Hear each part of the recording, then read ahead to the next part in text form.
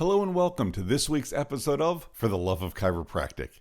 If you're one of our longtime listeners, welcome back. Glad you're spending some time with us today. If you're one of our new listeners, welcome to the show. I'm the host, Dr. Robert Freeman. If you enjoy the show, hope you'll share it with others. Hope you'll leave a 5-star review. And be sure to hit like so you don't miss a single episode. And speaking of never missing a single episode, there are already over 35 episodes of the podcast in the library, and I encourage you to go back and listen to any of the episodes that you've missed, or even go back and listen to them again. I got a reach out from a longtime friend, a man who's been a chiropractor for over 40 years, and he was listening to the podcast, and he said, "Robert, your podcast is amazing." And I said, "Thank you very much. I really appreciate that." He said, "No, you don't understand.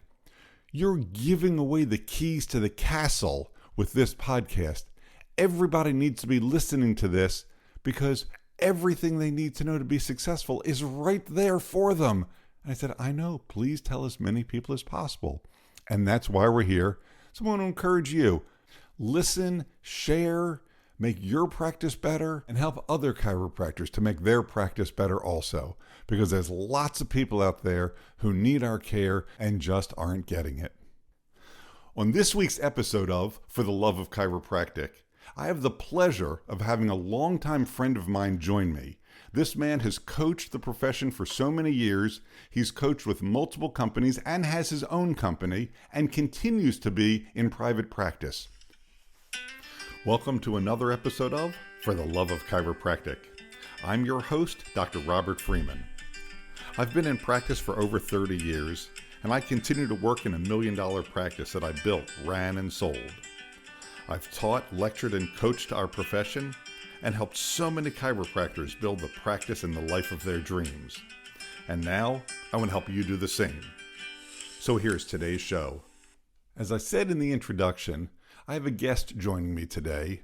He's my longtime friend, Dr. Brett Axelrod. Brett has been a chiropractor for over 32 years, and he's been coaching other chiropractors for over 25 years. He's joining me by phone today from his office in New York.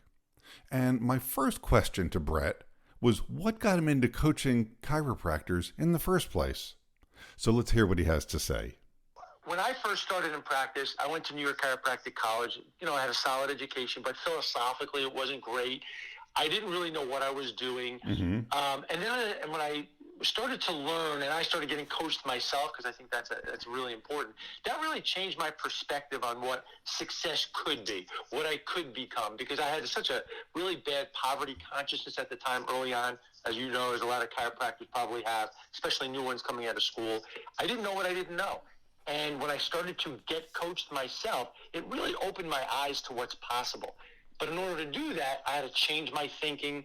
I had to really systematize my office, come up with the right procedures if I wanted to scale, have the right marketing in place, all the things I really just didn't know anything about.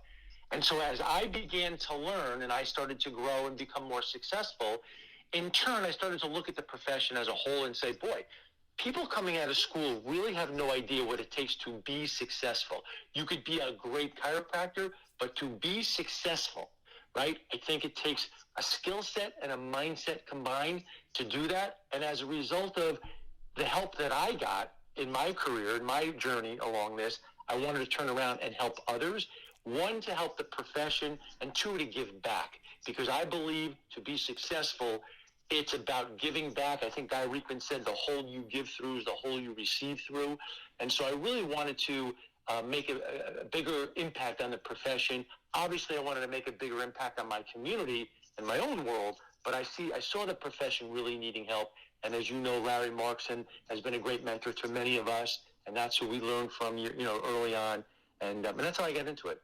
That is so cool. I love all of that. Now, you said something early on that I want to double back to. You said the words poverty consciousness. Can you flesh that out a little bit? Sure. So as I began to learn about it, it was a mindset or mentality that there was never enough patients, never enough money, never enough anything. That was my thinking. early on when I was in high school, my parents went through a bankruptcy, and that really triggered things in me. And I really just, from that moment going forward, it was like, there was just never enough of anything. And so I was afraid to spend money. I was afraid to do certain things. And it held me back so much because of this consciousness of never enough. And then when my coaches, were many of them, and mentors, and probably Larry, the biggest one, but when they pointed it out to me that in order to be successful and create the life you really are, that you want, you got to get clear about what you want. And then it's about doing certain things to change your mindset, your subconscious mind, to be able to increase your vibration, to increase your attraction, and develop what is known as a prosperity consciousness, where there is plenty to go around. There's plenty of patience. There's plenty of money. There's plenty of things. It's all out there for the taking. It's how do you attract it into your life and become a magnet. And that's what I had. That was my biggest weakness early on, and that became my greatest strength as I learned to go through that journey. Wow, that is so cool. I love that. So as you're talking about success and you're talking about your journey and with the docs that you've worked with over the years, what would you say the single most important ingredient is for success? Definitely your mindset. So here's how I break it down. There are 4 pillars to chiropractic success. Number 1 is mindset. Number 2 is a strong chiropractic philosophy. Number 3 is having the right systems and procedures to create the practice you want. And number 4 is marketing. They're all important. But number 1, without a doubt, and I learned it the hard way, is having the right mindset to success. Again, a prosperity consciousness, being at a vibrational level to attract what you want, being clear about what you want, having the right vision, having certainty and confidence in who you are. We talked about that whole be, do, have model. Well, you got to be that person to create what you want. Otherwise, it won't matter. And early on, I had it the opposite way, like a lot of people who are struggling in practice, which is, well, when I have this, then I'll do that, and then I can be happy and be successful. And as we all know, it doesn't work that way. It works just the opposite. So when I work with clients, it's always about, okay, let's see where you are in those 4 pillars. What are you good at? What are the weaknesses? Because you can only grow as great as your weaker areas permit, right? So number 1 is definitely having the right mindset. So we work on making sure you're clear about what you want. What is your vision? What is your purpose? What is your mission? Those are about clarity. What are your core values about who you are? And are you living a values-driven life? Are you living somebody else's values? And then what are the core values of your practice? So that's about integrity, and they all have to line up. So once you are clear about who you are and what you want, then it's about envisioning, visioning, having the right vision to that, seeing it, and then going to work to create exactly what you want.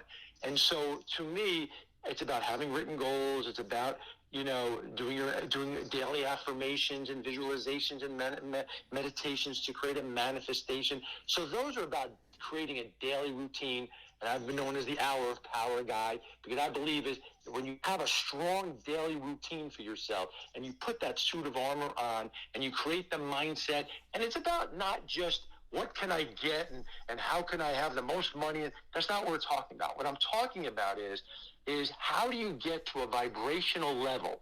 And we talk about the highest vibrational level is really about love, right? And how do I get to that level and stay at a high level, not at a 10 out of 10 every day, but somewhere in between an 8 and a 10 every day, that high vibrational level, because when you're vibrating at that level, your attraction is so strong, you start to attract the right staff, the right patients, right, who come stay, pay, and refer.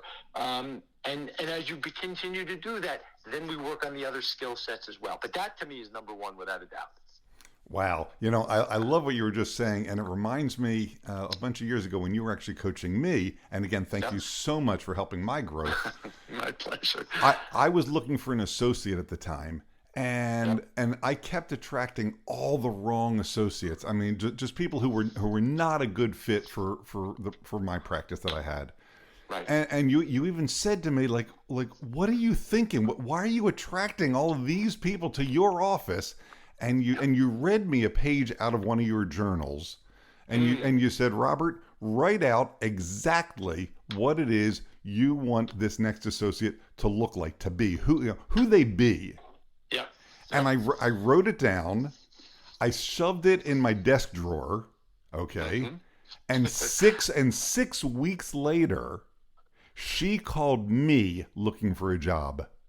Isn't that amazing, right? And she was with the practice for 5 years. She's a phenomenal doctor. She and I still get together and have coffee once in a while. And we talk about our work together and how much she's grown. And you taught me that it's knowing what you want. And I think that's just so cool. Yeah, I mean, no doubt about it. It's about, first of all, it's just about getting clear. And I think the reason why people struggle in whatever vocation is they get sometimes overwhelmed. There's 80,000 things happening at once. There's some disorganization and there's chaos in their life.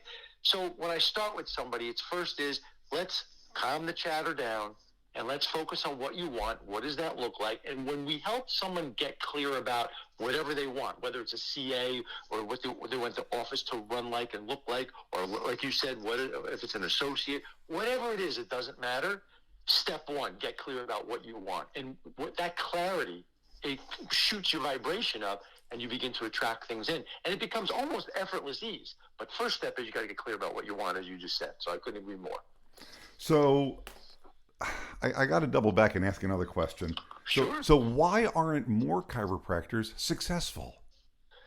Well, it's a great question. And as I'm starting to see more and more people, more young chiropractors, I don't think people, like early on, for many of us people that are our age, probably in their late 40s, 50s, and older, I think there was a lot more geared towards success thinking. I think Parker back in the day, Marks and Management Services, Chiro Destiny, the Master Circle, those types of programs really focused more on what is success as a rule, because if you act success, be successful, you will become more successful, and then you add the right action steps, procedure systems, and all that with that. But I think now, it's shifted. It's ironic to me, but a lot of chiropractors want more time off. They want more quote-unquote life balance. And by the way, those are all great things, and I'm not against any of that, and I think that you should take time off. You should schedule your vacation times. But I don't think enough chiropractors today, especially early on or early in their careers, they're not studying how to become successful, because it's a skill set to become successful, and it can be learned. Right? It's about changing your mindset, like we talked about, retraining your subconscious thinking, taking the right action steps. But I don't know if enough chiropractors are really studying success like we all were geared to back in the day. And I'm seeing that more and more. And that's why, as I coach younger chiropractors now, that's why I try to get them to understand that if you understand what success is, and by the way, success is a definition for each person. So I'm not saying my success should be your success. What I'm saying is, hey, let's have you define what success is for you, and then let's study what success is and how do we create that success specifically for you. So when I'm coaching people, I'm not saying it's cookie cutter, and I'm not saying it has to be what I think success is. I want to help you define what does success mean to you, and then let's go to work on creating that. But it's a skill set that can be learned. There's no doubt about it. I love it. I absolutely love it. So what would you say is the biggest problem with chiropractic today? Well, yeah. It's funny. Anytime I ask that question, I always get a chuckle, and then I get the answer. Right.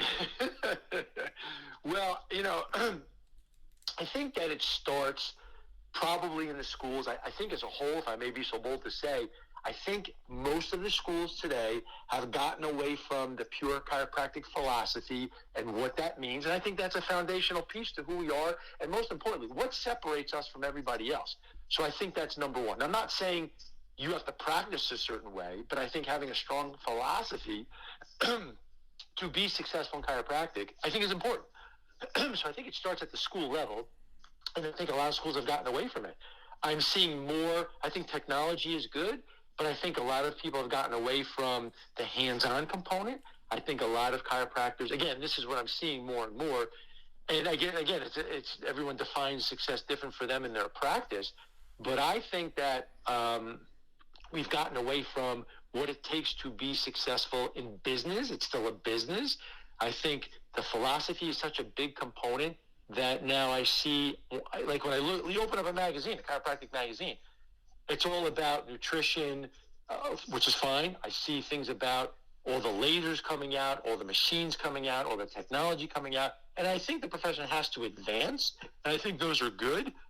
But it's still now replacing what chiropractic really is at its core, which is about correcting structure, improving function, especially the nervous system. Are we really teaching our patients about what separates us and what chiropractic is and what it's not, and how it makes us different, and really being a strong component of the healthcare as a whole? And I think a lot of us, or a lot of chiropractors coming out of school, it's more about musculoskeletal, and we're forgetting the neuromusculoskeletal component of that. It's about brain function, and how the nervous system really works, and our overall health. I think when I watched us go through the pandemic, I saw a lot of chiropractors go back to basics. Why you need to be adjusted during the pandemic, why your nervous system needs to be functioning optimally and clearing out interference, and how your body can work at a much higher level. I think we've gotten away from that. And I think and the more we get away from that, I think the more as a whole we struggle as a profession. I think if we return to our roots a little bit, I think that will help. And again, I'm not opposed to advancing the profession, using and utilizing technology, right? I think those are all great things. But let's not forget our core and who we really are and what got us here and why we're separate and distinct from everybody else. Not that we don't need the other professions, but what makes us special and why people would want to come to us and pay their hard-earned money and come for wellness care, maintenance care, what have you, on a regular basis, beyond just getting out of pain, and why that's so important. And I think we got to get back to teaching patients, our communities, the basics of chiropractic and what that means. And as we do, people are naturally attracted to your practice. You'll be so busy you won't know what to do if they truly understood what we're all about. If they knew what we did, they would do what we do, right? And that's what it comes down to. But I think we've gotten away from that too much. Oh, exactly. As I've said on several past episodes, so many docs are on what I call the new patient treadmill. I need more new patients. I need more new patients. If you took the time to educate your patients about chiropractic, and it's not pills out of a bottle is health. No, right. But it's just the opposite. That if when the body is functioning properly, it stays healthy. And you and I both saw during the pandemic the chiropractic practices that were more subluxation based, taking care of people and helping them stay healthy. Those practices actually thrived during the pandemic. And by the way, it appears from the analytics that I've seen that those people didn't get as sick. Those people did survive more. Of course, they thrived more because their bodies were able to function better. But by the way, my practice was one of those practices. If the pandemic, let's say, started in April, so April, May, and June was complete chaos, by July, so our practice dropped by 50% in those 2 months, like probably everybody else. But by July and August, my practice went right back to where it was. Exactly. We never missed a beat. We never closed nothing. And that's what we were teaching our clients. Right. But we did that by education. And here I am, and probably you two, 32, 33 years in practice. We still teach healthcare classes in our office. We're still teaching the basics, but now we take it a step further because patients are smarter now. They have access to more information. Now we're talking about sympathetic, parasympathetic, blah blah blah, all the stuff about the nervous system. When people get it, it's like they don't question why they should continue to come. They basically say, well, can I keep coming? Can I keep coming at once a week or whatever the case might be? Because they understand it. And so to me, patient education is so key. Of course, new patients will come and all that. But are you retaining them, right? Are people coming because they want to come to stay healthy, not to stay out of pain or get out of pain, right? So it's got to get, I think you have to get beyond that at some point. If that's what you want. So, by the way, there are some practices that want an acute care practice. I'm okay with that too. But on a bigger scale, as a profession as a whole, I think we have to get back to our roots. I agree with you completely. And for the docs that love the acute care, pain symptom based practices, I think that's terrific. I think those docs have an obligation to at least be telling patients that they should be doing maintenance. I don't do that, but you should go see someone who does. Absolutely. Refer them to somebody who does. Right. I agree. Right. If you don't want to do that, to that's... me, otherwise you're doing a disservice to patients in terms of their futures and their health and their family's health. If you don't do it or don't want to do it, I have no problem with that. I agree with you. Send them to someone who does. There's plenty of people that do that. I think that's important. Exactly. So I got to switch gears a little bit because sadly our time is starting to wind down. Yep. You and I have been friends for a long time. Yes. And we've seen each other go through different hurdles in our lives. And my question is, I know you are incredibly self-aware. It's one of the things that I really admire about you. Thank you. With what you've seen and learned and done in your life, what would you say the most important things in life are? In general? Yes. Or specific to chiropractic? No, in general. Okay. Well, so that kind of touches on my values or someone's values. For me, I could tell you my family is probably my top priority, my top value, my wife, my kids. That's important for me. My health is absolutely paramount to me. Living a life of integrity, where my values match how I'm living my life, is absolutely paramount to me. And then from there, I would say that in my practice, my staff, my team is important to me and their families, because I know, I don't want this to just be a place that they come and punch in and punch out. We're a family here, so they become my second family. So that's important to me. And I think just being in joy and having a loving, committed relationships in your life between my family and my friends, those are all important to me. That's all I need. Have some money in my pocket, have enough money to live how I want to live, have the relationships, the ones that I love and are important to me in my life, are paramount. My children, obviously, and the chiropractic profession, my practice, obviously, and wanting to help as many patients as I can. But I want to see this profession not only succeed. I want chiropractors to thrive because they're attracting what they want into their life. But to me, that's what it means to me when you ask me that question.